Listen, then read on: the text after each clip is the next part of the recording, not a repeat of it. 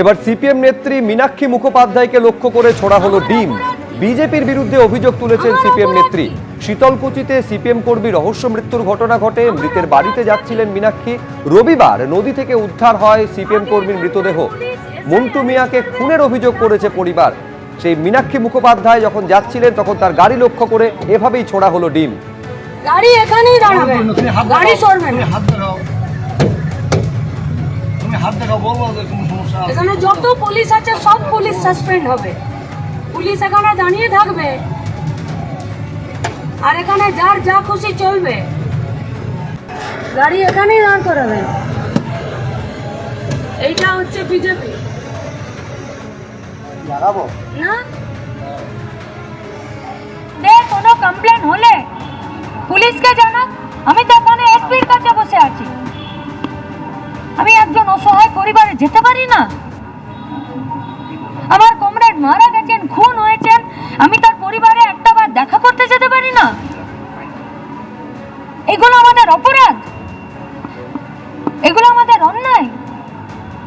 এটাকে নোংরা রাজনীতি বলে না? চাই যারা লুট করেছে, যারা দুর্নীতি করেছে, যারা চুরি করেছে, যারা ধর্ষণ করেছে, যারা খুন করেছে, তাদের শাস্তি হোক, কিন্তু আইন অনুযায়ী তো। আইন অনুযায়ী তো। আইন কোথায়? তাহলে পশ্চিমবঙ্গে আইনের শাসন প্রতিষ্ঠিত হবে না। যে করেছেন অন্যায় কাজ করেছে। ডিম ছোড়ার সংস্কৃতি পশ্চিমবঙ্গে নেই।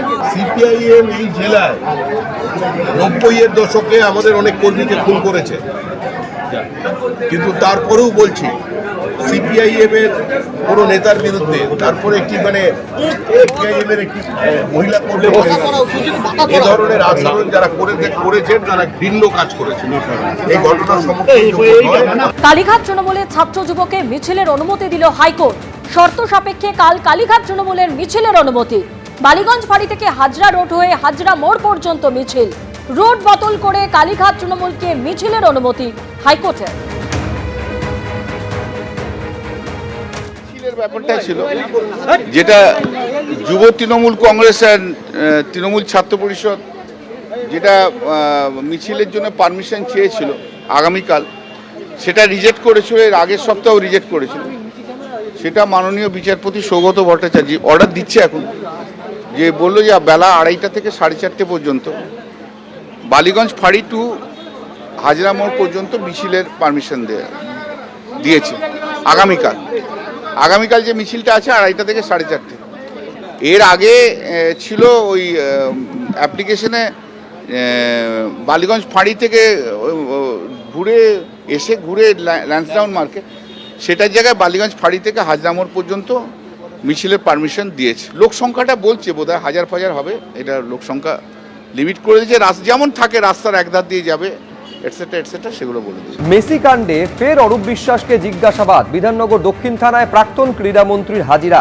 মেসি কাণ্ডে এই নিয়ে তৃতীয়বার অরূপ বিশ্বাসের হাজিরা। প্রায় 3 ঘন্টা জিজ্ঞাসাবাদ করল পুলিশ। তদন্তে সহযোগিতা করছি, ডাকলে আবার আসবো। যুব ভারতীতে মেসি কাণ্ডে দাবি করছেন প্রাক্তন ক্রীড়ামন্ত্রী। হ্যাঁ, ওরা দেখো, আমি তদন্তে সহযোগিতা করতে প্রস্তুত। যেহেতু তোমাদের অনেক প্রশ্ন থাকতে পারে, কিন্তু আমি তো উত্তর দেবো না, যেহেতু এটা আদালতের বিচারাধীন। আমি কোনো সেইভাবে মন্তব্য করব না। আমার পক্ষে যতটা সম্ভব আমি তাদের সাহায্য করছি, এবং যতবার তদন্তে ডাকবে ততবার আসবো। আপনাকে কি আবার দেখেছে? সেটা এখনো বলেনি। পরপর 3বার তো জিজ্ঞাসা 3বার হলো, আবার যদি ডাকেন আমি নিশ্চয়ই আসবো। ওই একই জিনিস নিয়ে কি বারবার জিজ্ঞাসা করা হচ্ছে নাকি? না, আমি তো বললাম এর কোনো,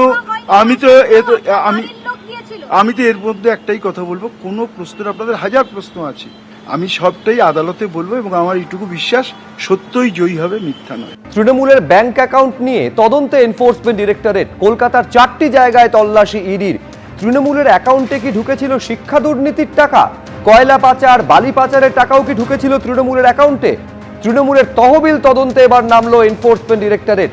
আগেই এইচডিএফসি ব্যাংকে তৃণমূলের নামে থাকা 3টি অ্যাকাউন্টের ডেবিট ফ্রিজ করা হয়েছে।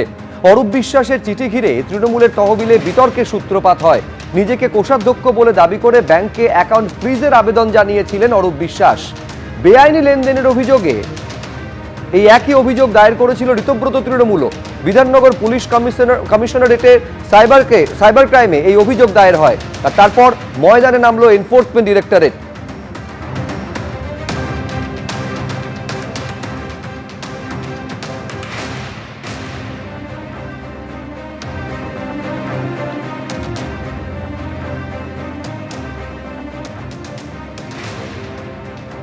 এই মুহূর্তে আমরা রয়েছি রাধাবাজার স্ট্রিটে এবং সেখানে ইডির তরফে যারা অফিসিয়ালস রয়েছেন তারা কিন্তু ইতিমধ্যে অভিযান চালানো শুরু করেছেন। রাধাবাজার স্ট্রিটের এই বহুতল আবাসন যা সেতিয়া হাউস নামে পরিচিত, সেখানকার 5th ফ্লোরে সেখানে একটি ট্যুরস অ্যান্ড ট্রাভেলস কোম্পানি যার নাম হচ্ছে Carewell tours and travels private limited, সেইখানে কিন্তু তদন্তকারীরা এখানে এসেছেন এবং সেইখানে এই মুহূর্তে কিন্তু তারা তদন্তের কাজ চালাচ্ছেন এবং তথ্য তল্লাশ করছেন। ইডি সূত্রে যেটা জানা যাচ্ছে যে টিএমসির ব্যাংক অ্যাকাউন্ট রিলেটেড এই মামলাতে তারা এই ট্যুরস অ্যান্ড ট্রাভেলসের কি ভূমিকা রয়েছে সেটা তারা খতিয়ে দেখার জন্য কিন্তু এখানে তারা তল্লাশি অভিযান চালাচ্ছেন। মূলত এই ট্যুরস অ্যান্ড ট্রাভেলসের মাধ্যমে তৃণমূলের নেতারা ভোটের আগে বা বিভিন্ন সময় তারা কিন্তু বেশ কিছু জায়গাতে বুকিং করতেন এবং এই ট্রাভেলস কোম্পানির মাধ্যমে কিন্তু চপারও বুকিং হতো। ফলত ইতিমধ্যে এই অ্যাকাউন্ট সংক্রান্ত বিষয় তদন্ত শুরু করেছে ইডি, তারা এসআইআর দাখিলও করেছে। ফলত এই ট্রাভেলস কোম্পানির কি ভূমিকা ছিল, এই ট্রাভেলস কোম্পানির মারফত কোথায় কার নামে কি বুকিং হতো এবং ভিসাও করানো হতো বলে জানা যাচ্ছে এই কোম্পানির থ্রু দিয়ে। ফলত সব মিলিয়ে এই ট্যুরস অ্যান্ড ট্রাভেলসের ভূমিকা কি ছিল পুরো বিষয়টি খতিয়ে দেখছেন ইডির আধিকারিকেরা। ক্যামেরা অতনু কুণ্ডুর সঙ্গে সুকান্ত মুখোপাধ্যায়, এবিপি আনন্দ।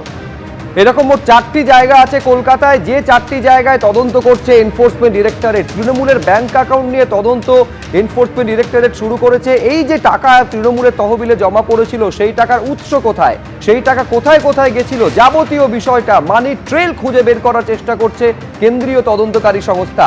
তৃণমূলের এই অ্যাকাউন্টে কি শিক্ষা দুর্নীতির টাকা ঢুকেছিল, কয়লা পাচার থেকে শুরু করে বালি পাচারের টাকাও কি ঢুকেছিল তৃণমূলের তহবিলে, পুরোটা তদন্ত করছে কেন্দ্রীয় তদন্তকারী সংস্থা।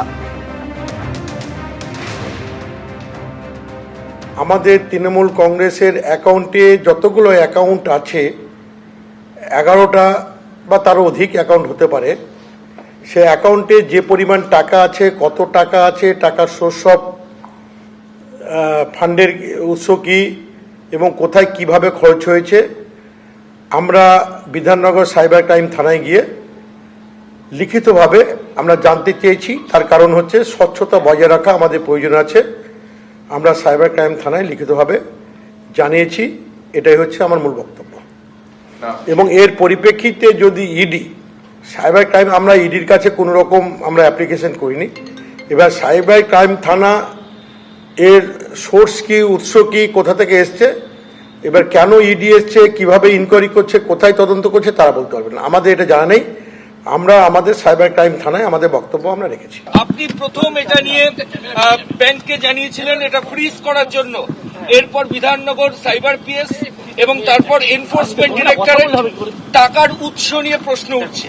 আমি এই বিষয়ে কিছু জানি না, আমি তো জানেন এখানেই ছিলাম, বিধাননগরই ছিলাম, আমি না জেনে কোনো মন্তব্য করব। তাতে একাধিক তল্লাশিও করা হচ্ছে, আমি না জেনে কি করে বলবো? তুমি তো জেনে, আমি 10টা তো ঢুকেছি তোমাদের সামনেই, এখন বেরোলাম। হ্যাঁ, বল। এই ফান্ডের ক্ষেত্রে বলা হচ্ছে একাধিক যে নেতা তারা বিভিন্ন জায়গায় ট্রাভেল করতো, সেখানে হোটেল বুকিং, ফ্লাইটের টিকিট বুকিং সমস্ত কিছু করা হচ্ছে। সেটা আমি কি করে বলবো? না দেখে না জেনে কিছু মন্তব্য করব। আপনিও তো একটা পদেও ছিলেন, দেখতেন, তাহলে আপনি এটুকু শুধু বলুন যে কি কারণে আপনি ব্যাংককে জানালেন। আমি এইটা বিষয়ে পরে মন্তব্য করব। এবিপি আনন্দ, এগিয়ে থাকে, এগিয়ে রাখে।